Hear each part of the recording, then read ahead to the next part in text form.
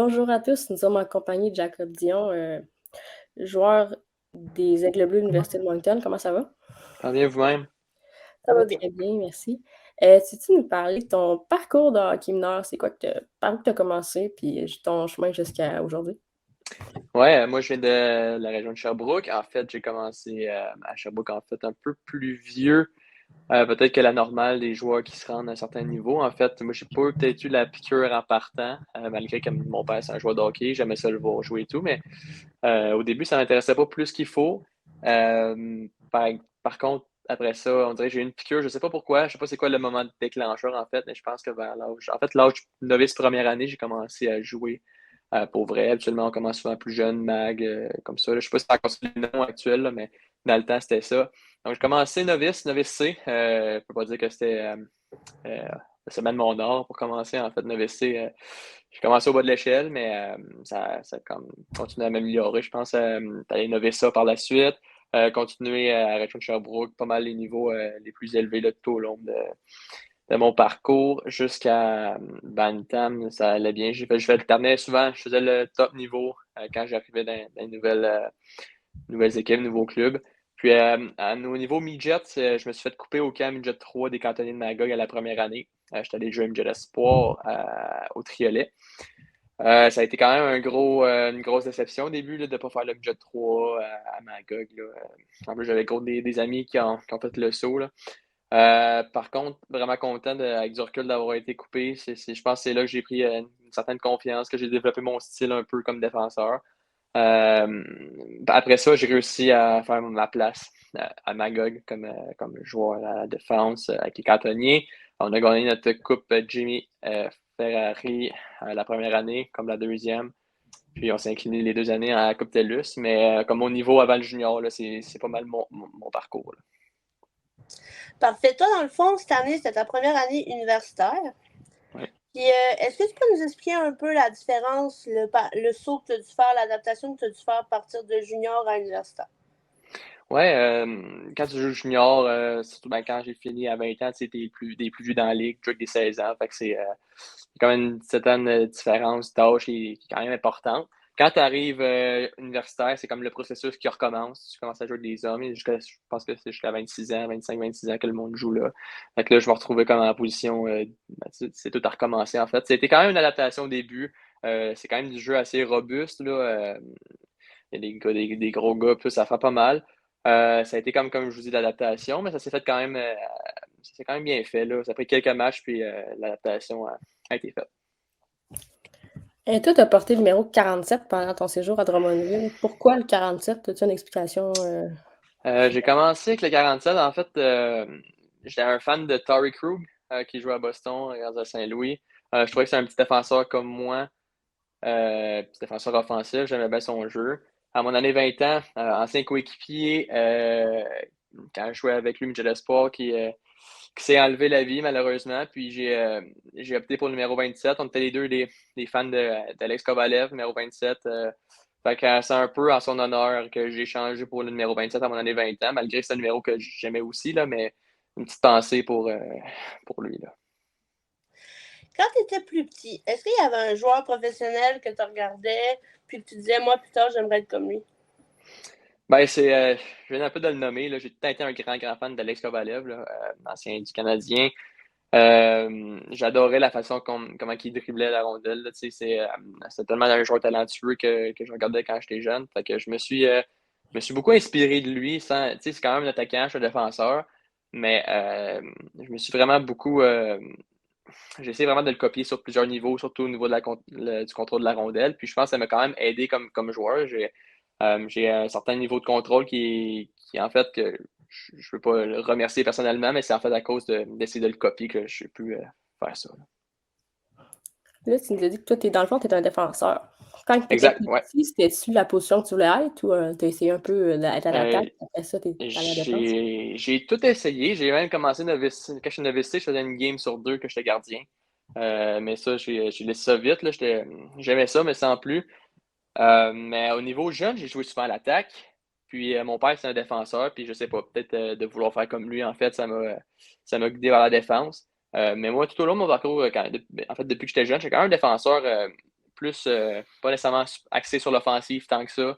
On dirait je me suis découvert ce côté-là plus au niveau midget, que je commençais à être un joueur plus offensif. Donc, malgré le fait que je suis à défense, l'offensive c'était quelque chose qui m'attirait, en fait. Là. Si je demanderais à un de tes anciens coéquipiers à Drummondville ou même cette année avec les Aigles, quel style de coéquipier tu es? Il me répondrait quoi, tu penses? Je pense qu'ils vont dire un funny guy, un gars qui est le fun à être avec, qui est en train de joker et tout. Donc, je pense que ma force, c'est teinté comme de détendre l'atmosphère, avoir du plaisir, malgré le fait que quand il y a des moments que c'est important, tu sais, je suis à la tâche, puis capable de prendre le sérieux, mais je t'aime ça être un peu plus décontracté. Donc, quelqu'un qui aime ça joker puis qui est le fun à être avec. Là, comme tu as dit, tu es universitaire. Dans le fond, est-ce que tu fais tes études en anglais vu que Moncton, c'est en anglais? Comment que ça fonctionne? L'Université de Moncton, c'est une université francophone. Donc, je fais l'université en français. C'est entre autres une partie qui m'a séduit de pouvoir aller là en français. Donc, c'est ça, ouais. J'ai la chance d'étudier en français là-bas. Une petite question rapide comme ça. Peux-tu nous parler un peu de ton style de jeu?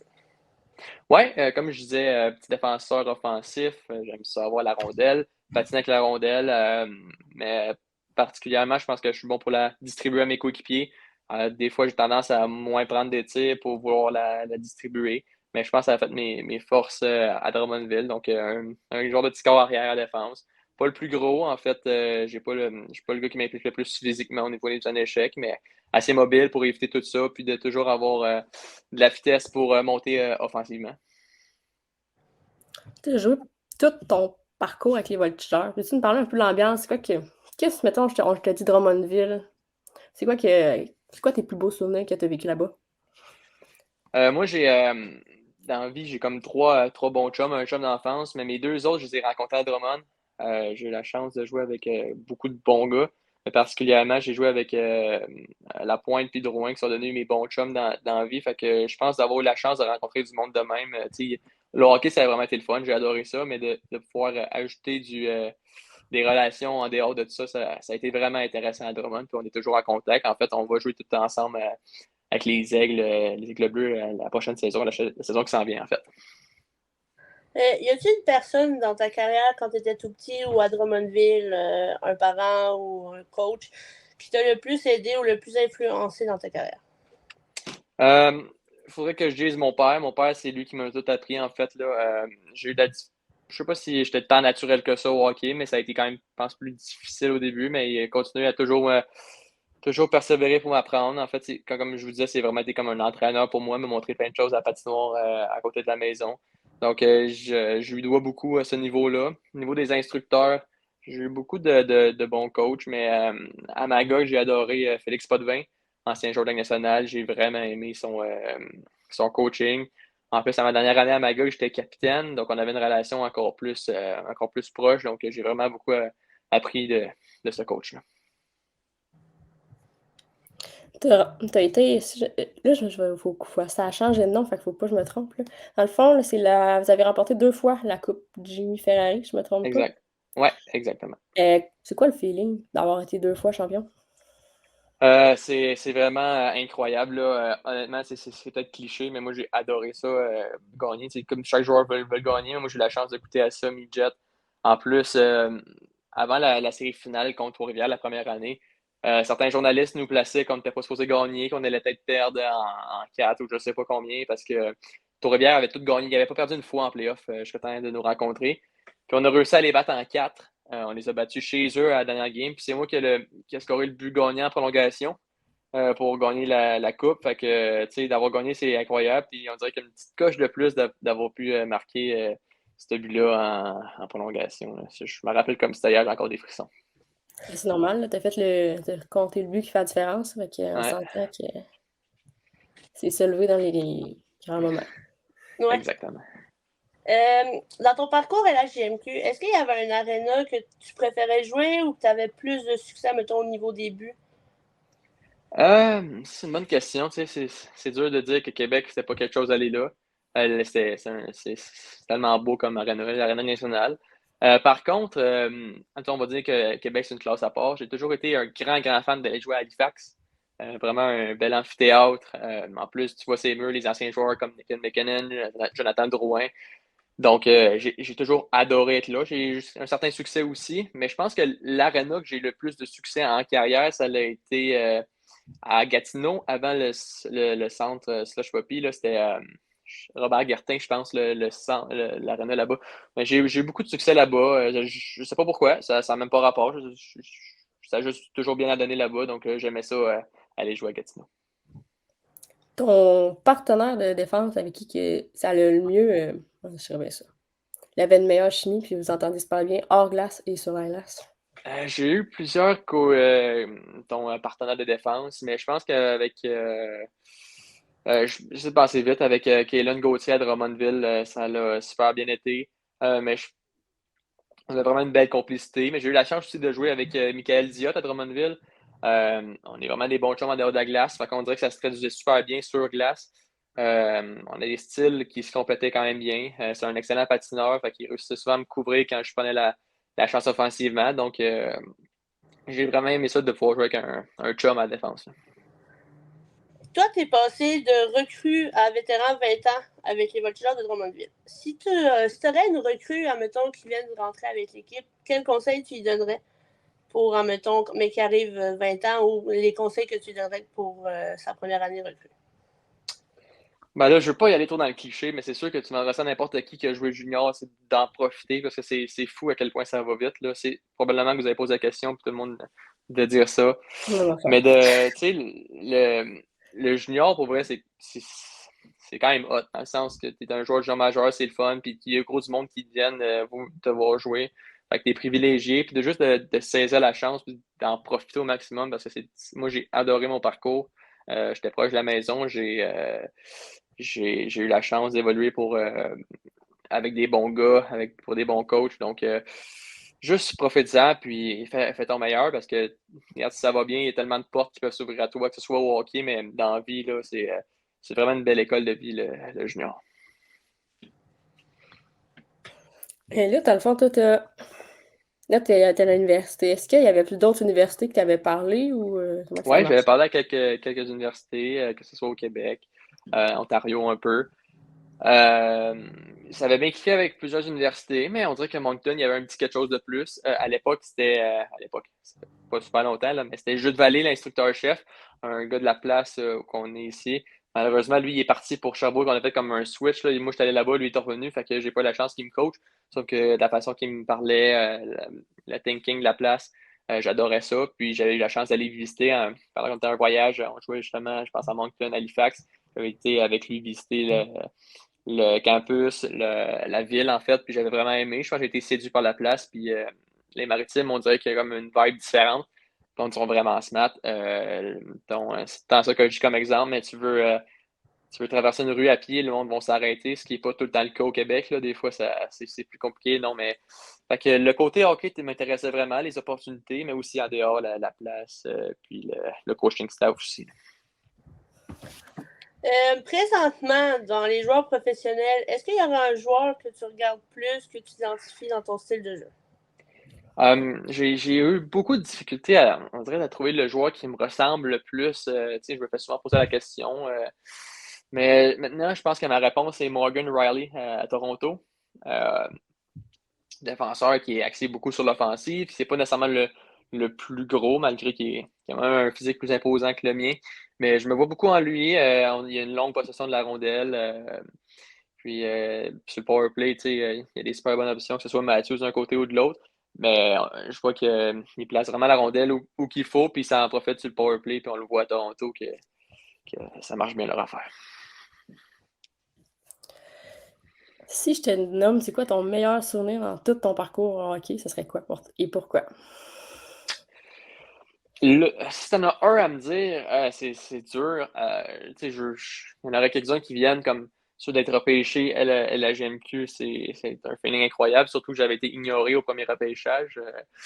Moi, j'ai été repêché comme à ma deuxième année, je pense que c'était à 16 ans. J'avais monté à Saint John en plus, la première année, et j'avais pas été repêché. Deuxième année, j'étais à Winigan, fait que j'étais super content de me faire repêcher, c'est sûr. Comme j'ai parlé tantôt, il y avait aussi le but en prolongation que j'ai fait pour la Jimmy Ferrari, c'est toujours incroyable, mais je pense que les moments les plus que je vais surtout me rappeler, c'est souvent la patinoire avec mon père. C'est quelque chose de simple, mais je me suis tellement amélioré là-bas. J'ai adoré. Des fois, on jouait des games, mettait les bâtons au milieu. On dirait que c'est quand même un souvenir assez simple, mais j'ai vraiment aimé ça. Tu vas pouvoir y poser une question quand même. Là, dans le fond, c'est quoi tes plans? Là, dans le fond, tu vas finir tes études, puis tu vas jouer avec les îles, dans le fond?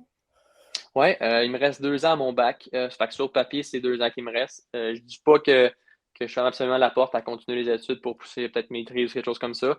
Mais pour l'instant, mon bac, il se finit dans 2 ans. Donc, la prochaine saison et l'autre d'après. Je vais aller jouer professionnel, c'est sûr, après, que ce soit en Amérique du Nord ou en Europe. On est en train d'observer ça présentement, mais moi, j'aimerais vraiment ça pouvoir continuer avec le hockey. Puis si ça marche, tant mieux. Si ça marche moins bien, j'ai toujours voulu être policier, en fait, là. Fait que j'ai étudié justement en criminologie à l'université. Fait que c'est quelque chose qui est quand même assez relié à ça. Donc, j'espère que ça va marcher avec le hockey, par contre. On te le souhaite. Pardon? Puis on te le souhaite. Ouais. Merci. Tantôt, on a parlé de l'aréna que tu avais le plus de succès. Est-ce qu'il y avait un aréna où tu avais le plus de misère dans la LHJMQ? Admettons, c'était plus des games difficiles. Le plus de misère, je le sais pas. Je sais qu'aller jouer à Bécomo, c'était quand même assez intimidant comme place. C'est pas une grosse arena. Les bandes étaient raides. Il y a comme du béton. Là, fait que les bandes, quand tu te fais frapper, ils plient pas nécessairement comme un nouvel amphithéâtre, comme à Québec, on va dire.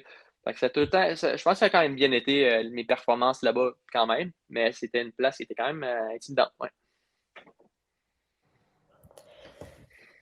Peux-tu nous dire, mettons, là, un attaquant qui est dur à arrêter que tu as affronté, que ce soit universitaire ou LHJMQ, ou justement dans le. À ce temps, ils appellent ça le M18-3, si je me trompe pas. Moi, je me rappelle quand j'avais 17 ans, j'étais à Midget 3 à Magog, puis j'avais eu la chance de remplacer avec les voltigeurs. Puis j'avais passé un chiffre complet dans ma zone contre Alexis Lafrenière. Puis je n'étais pas nécessairement supposé être là sur la glace cette année-là. Il y avait vraiment des gros noms. Puis moi, en année, ça a donné que j'avais une présence contre lui. Fait que le premier nom qui me vient en tête, c'était lui. Il était tellement dominant junior que c'était dur à affronter. En temps, le monde meilleur autour de lui. Donc, dès que tu mettais beaucoup de pression sur lui, il faisait bien paraître ses coéquipiers. Donc, ça a été un joueur quand même très difficile à affronter. Ouais. Je vais y aller à peu près avec le même genre de questions que Cam, mais au niveau des gardiens de but, est-ce qu'il y en avait un que tu trouvais plus difficile, admettons, à déjouer? Vite comme ça, je sais pas si j'ai un nom. J'ai affronté vraiment beaucoup de bons gardiens. Je ne sais pas s'il y en a. Il n'y en a pas un qui me vient nécessairement en tête, là, mais c'est sûr que je regarderai mes games, puis il y en a sûrement qui m'ont volé à quelques reprises. Et toi, tu as été capitaine, si je ne me trompe pas. Ouais. Quel type de capitaine que tu es? Pas le capitaine qui parle nécessairement le plus. Par contre, j'ai peut-être un capitaine qui était sérieux quand il fallait, mais j'aimais ça avoir du fun avec les gars pareil. Donc, tu sais, des fois, il y avait des moments qui étaient plus stressants. Tu sais, tu penses à des tournois ou en playoff, tu sais, quand ça devient serré, tu sais, les gars, des fois, ils pensent juste à ça. Fait que moi, j'essayais de faire des gags, d'essayer de sortir un peu de la routine ou de tout ce qui était strict. Fait que je pense que c'est un capitaine qui aimait ça avoir du fun, mais aussi, sur la glace, je montrais que j'avais beaucoup de leadership, là. J'ai eu des belles saisons à Magog, mais je montrais, je pense, l'exemple avec mon travail, puis avec les résultats qu'on a eu.